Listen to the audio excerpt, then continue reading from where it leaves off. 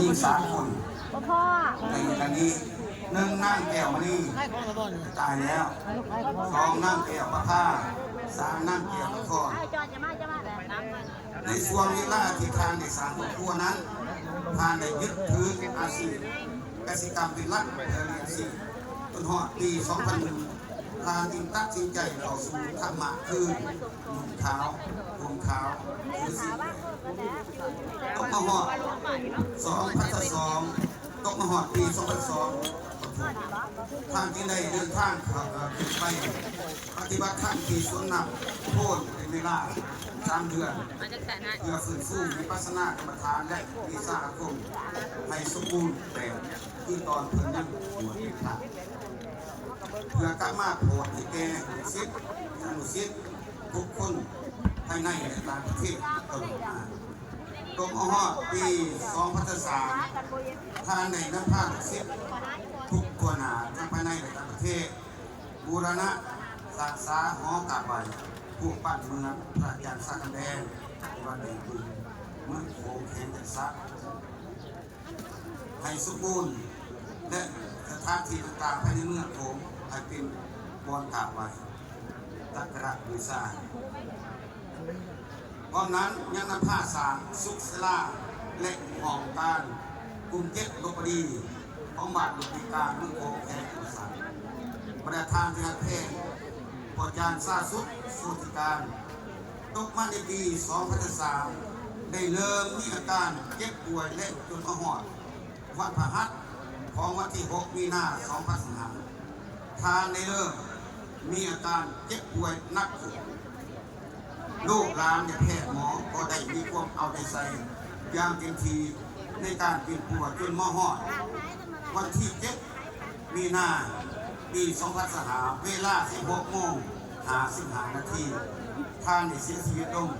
ด้วยความสงบที่เฮือนของผู้เกี่ยวเองบ้านดอนสมพงษ์โขงแขนจักซัก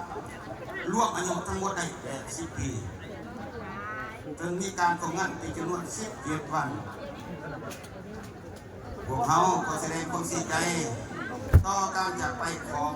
พอจารย์สักสุขสุติการและแสดงความเสียใจนำครอบครัวญาติพี่น้องที่ได้สูญเสียผู้เป็นพ่อเป็นปู่เป็นลุงเป็นอ้าวเป็นอ้ายเป็นเพื่อนมิตรสหายของพวกเราโดยมีวันจะกลับคืนมาอีกแล้วโอกาสนี้ขอให้ทุกทางผู้อังกฤษไว้ไว้อะไรทุกดวงวิญญาณของพอจารย์สักสุขสุติการ3 นาทีก็สุดลุกขึ้นเนาะเพื่อกลมหัวไว้อะไรสุดท้ายของพ่อใหญ่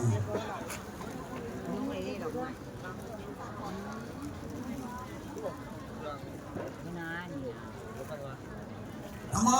ดเอาเส้นก้มเส้นพักไป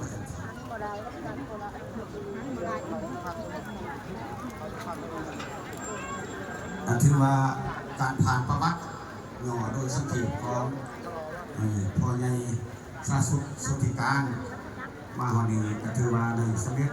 อีกอันหนึ่งในน้ำตามหนาองค์การจัดตั้งตามหนาครอบครัวจะข่าวเปล่าประกาศอีกทีนึง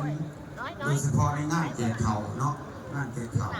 วันเสาร์ถึงวันคำที่19 มีนา2005เป็นมือหากาเกียงเนาะเวลา 16 โมงมีสูตรปริตะมงคลวันอาทิตย์ถึง2 คำที่ 30 มีนา2005เวลา 7 โมงเช้าพิธีตักบาตรถวายสังฆทานพระสงฆ์9 องค์เนาะเป็นการว่าสำเร็จเสร็จสิ้นเนาะถือว่าการเขียนประวัติอยู่คะแนนได้มาจากเนาะได้มาจากเทียนโดยพระอาจารย์บุญเพ่งศรีวิไลซึ่งเป็นลูกเป็นหลานของปู่ซาสุดเองนี้วัดพระบาทภูเขาคุ้ยเมืองสุรคุณแข่งกับประซักแข่งนี้กันก็โทษแข่งนี้กันเนาะผู้เพิ่น